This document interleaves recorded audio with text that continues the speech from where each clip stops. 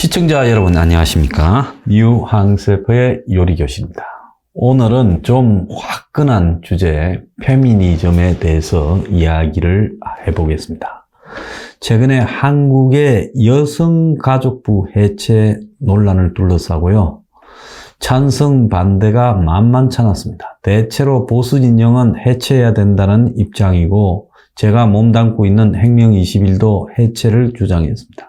자, 거기에 반해 이 좌파, 지금 이제 야당이 돼버린 민주당 진영은 좌파 운동권 진영과 여성가족부 해체를 극렬 반대하고 있습니다. 지금도 뭐 반대 이 서명을 쭉 돌리고, 그리고 또 연대에서 11개 여성 관련 단체들이 반대 입장을 공개 표명하고 나섰습니다. 결국 윤석열은 여성가족부를 해체하지 않고 이렇게 문제들을 갖다가 고치는 방향으로 나가겠다 하면서 결국 여가부를 그대로 장관을 발표했습니다. 자, 여가부 장관 누가 됐는지 별 관심은 없고요. 여기서 중요한 것은 대선 때 이 윤석열 후보 또한 이준석의 주장인 그 여가부 해체를 매우 예민한 지금 이 페미니즘의 분야로 집어넣어서 이걸 갖다가 끌고 왔다라는 것은 분명한 사실이라는 겁니다.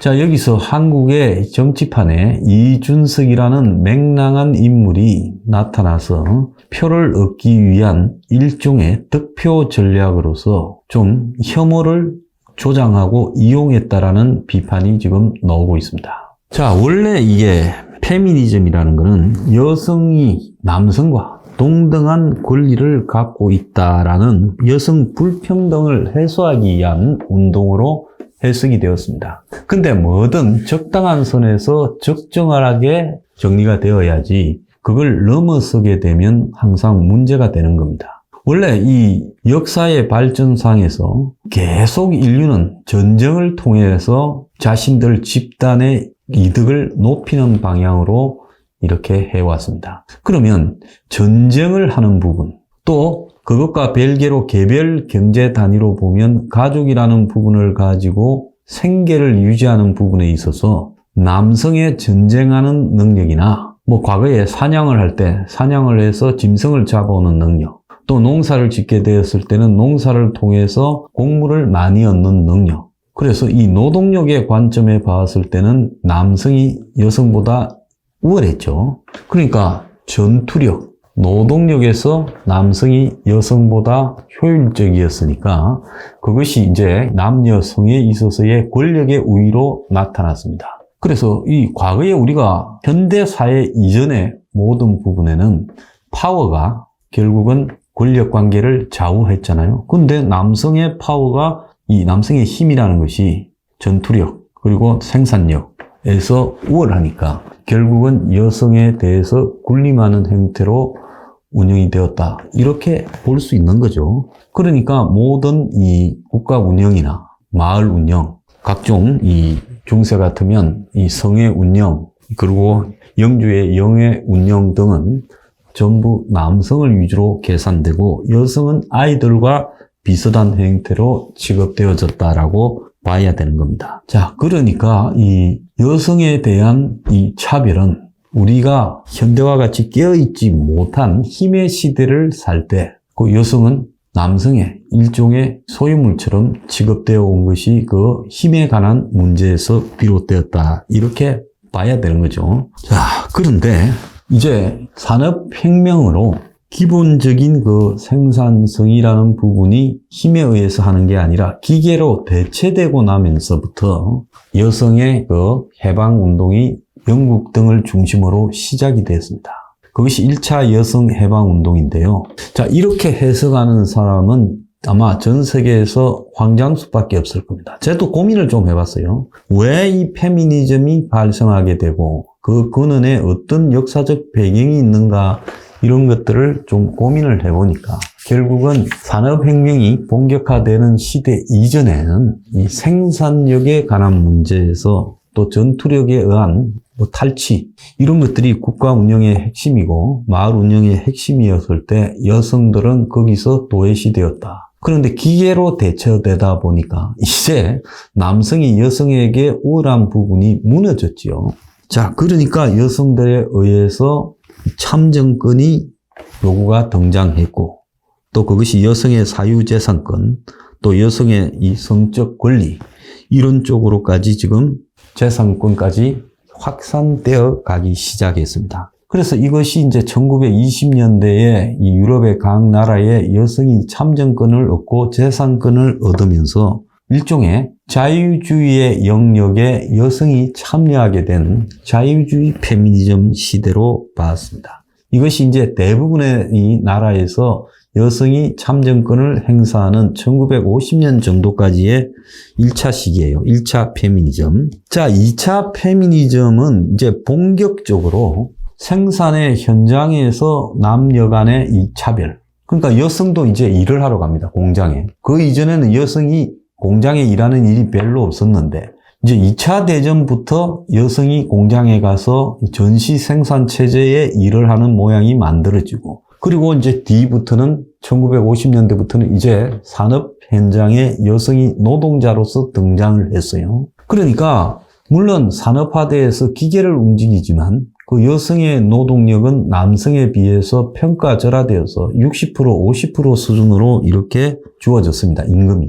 그러니까 임금의 격차에 항의하는 2차 여성운동이 지금 1960년대부터 80년대까지 본격적으로 전개되었고, 이 시기는 또 다 아시다시피 유럽이나 미국에서 인권 신장의 시대였습니다. 그 인권 신장 운동의 하나로 여성 운동이 이제 본격적으로 시작되고 여성의 날, 여성의 노래까지 다 만들어지게 되었죠. 자, 그런데 여성이 이제 이 노동, 임금, 대가 문제에 집중하기 시작하면서 이것은 그 임금을 얼마 받는가 하는 것은 계급 문제로 바뀔 수 있지 않습니까? 그래서 여성 운동이 사회주의, 계급 문제로 지금 변질되는 그런 상황으로 만들어졌고, 또 이 시대는 성적 해방의, 이 섹스라는 부분의 해방의 시대였습니다. 그런 시기에서 여성의 성적 권리를 인정하는 이런 시대의 요구가 굉장히 강했죠.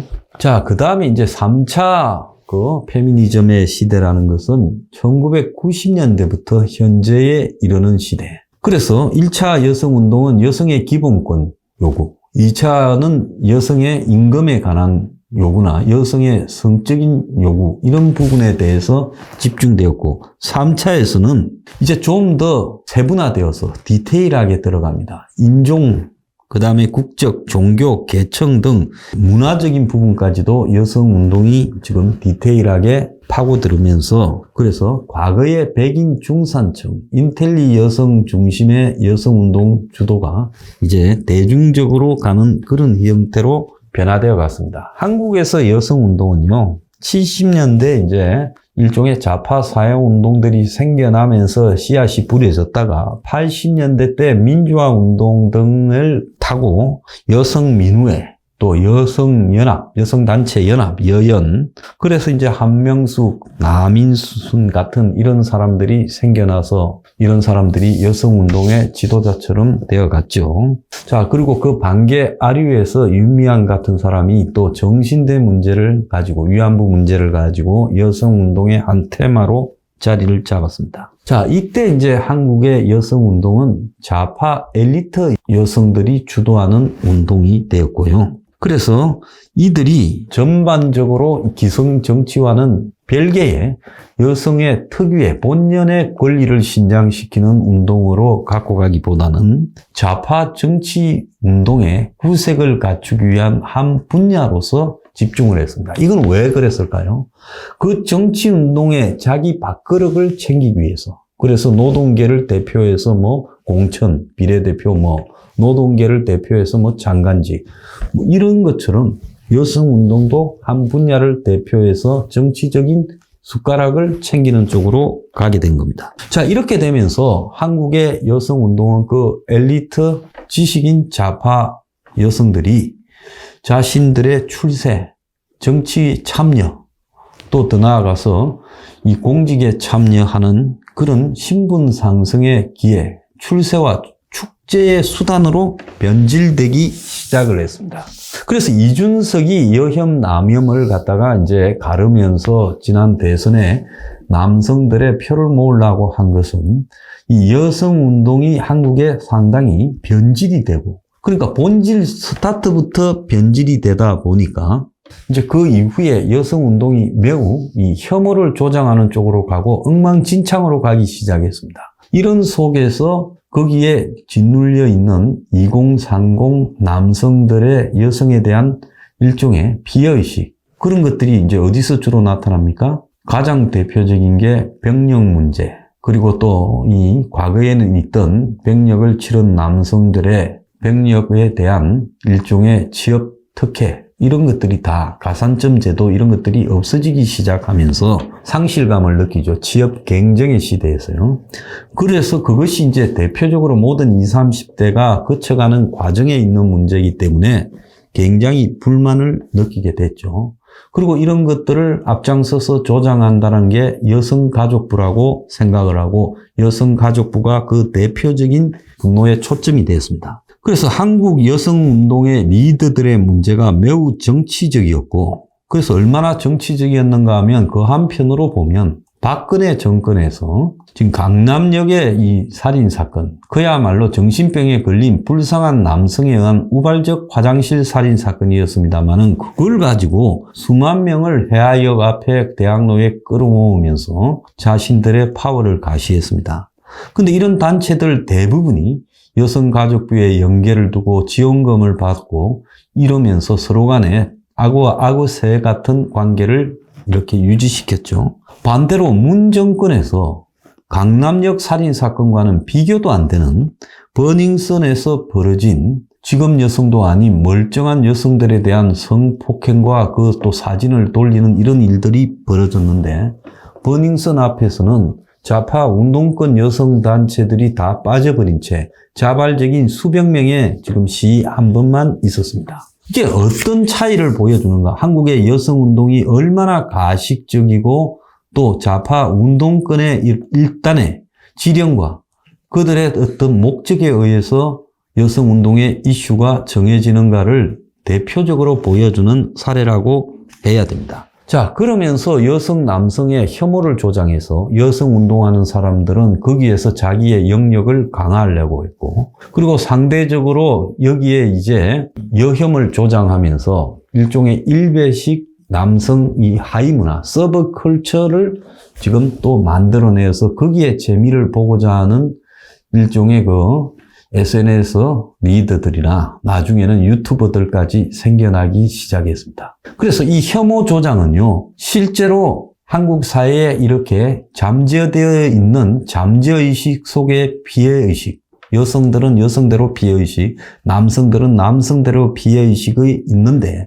여기서 네가 저 여자들 때문에 손해본다라는 극단적인 면모들을 강조해서 여혐을 조장하고, 네가 저 남성들에 의해 지배당한다고 또 마찬가지로 남혐을 조장하는 세력들, 심지어 메갈리아 같은 경우는 매우 극단적인 남성 혐오를 조장했습니다. 그래서 서로가 미러링한다고, 여성 혐오하는 것과 남성 혐오하는 것들이 서로가 서로를 뺏겨가지고, 그래서 나중에는 과격한 페미니즘 단체들이 메갈이라는 형태로 이렇게 조직화되면서 그들이 먼저 성희롱을 하고 범죄나 혐오 조장을 하는 일까지도 벌어졌습니다. 심지어 그들끼리 부를 때 여성의 성기를 갖다가 이렇게 비하하는 말로 자기들을 부르면서 이 극단화되어 갖고, 또 메갈이 극단화될수록 반대편에는 일베나 DC 인사이드에 또 이 여혐론자들이 극단적으로 이렇게 조직화되어 갔어요.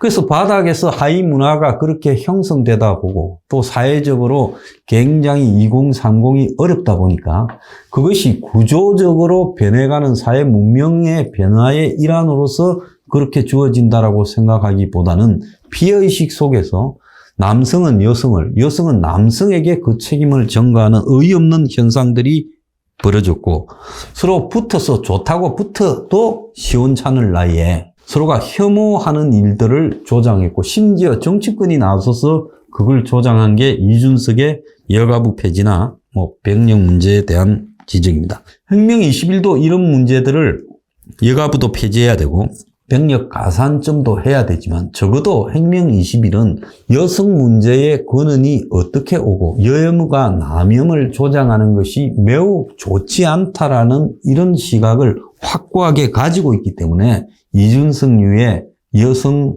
혐오를 통한 20, 30대 남성표 얻기라는 부분에 대해서는 매우 반대하는 시각을 가지고 있습니다. 자, 그래서 여성부 폐지 운동에 이 좌파 여성단체들이 다 달라들어서 지금 난리를 치고 있습니다. 자, 윤석열도요, 선거 때는 이준석을 앞세워서 2030 남성들 표를 여성들에 비해서는 좀 더 많이 얻었죠. 그래 놓고 이제 선거가 끝나니까 이런 문제의 근원의 본질은 지금 잃어버린 세대가 되어가고 있는 20, 30대의 사회적 문제들, 집 문제, 직장 문제, 미래가 없는 문제, 연애, 출산, 결혼을 못하는 문제 등에 대해서 고민을 해서 이걸 해결해 주려고 하기보다는 선거 때는 조장했다가 선거 끝나니까 또 적당히 여가부는 그대로 유지한다 이러면서 또 내가 언제 그러냐는 식으로 돌아가 버렸습니다. 자, 그래서 이준석은 선거용으로 일종의 소모돼 버린 여성 혐오 정치인으로 지금 낙인이 찍혀버렸죠. 근데 그 이준석은 지금 이번에도 또 보면 장애인들 전장년과 함께 또 그들에 대한 혐오를 조장한다라는 그런 소리까지 듣고 있습니다. 한국 최초로 혐오를 조장해서 유명해지고 정당 대표를 유지해가는 참으로 희한한 물건입니다. 자, 그런데 한국 사회의 여성 운동도 고쳐야 되고요. 또 여성, 남성의 상대방에 대한 혐오도 고쳐야 됩니다. 그래서 진정으로 엘리트 좌파의 여성 운동이 아니라 제일 바닥에 있는 여성들의 지금 심각한 문제들, 그리고 아직도 남아있는 여성과 남성의 임금 격차에 관한 문제들, 이런 것들을 어떻게 고쳐가야 되는가, 또 여성의 직장에서의 취업의 지속성에 관한 문제들, 그리고 여성의 지금 성폭행이라든지 또 여성에 대한 여러 가지 이 성적 학대, 이런 것들을 고쳐가는 쪽에 집중해야 될 문제라고 보고 있습니다. 자, 제대로 된 여성 운동이 자리 잡기를 황세표는 희망합니다. 오늘의 디저트. 가짜 여성 운동 앞장서서 그동안 출세하고 돈 벌어먹은 여자들 배가 부르냐?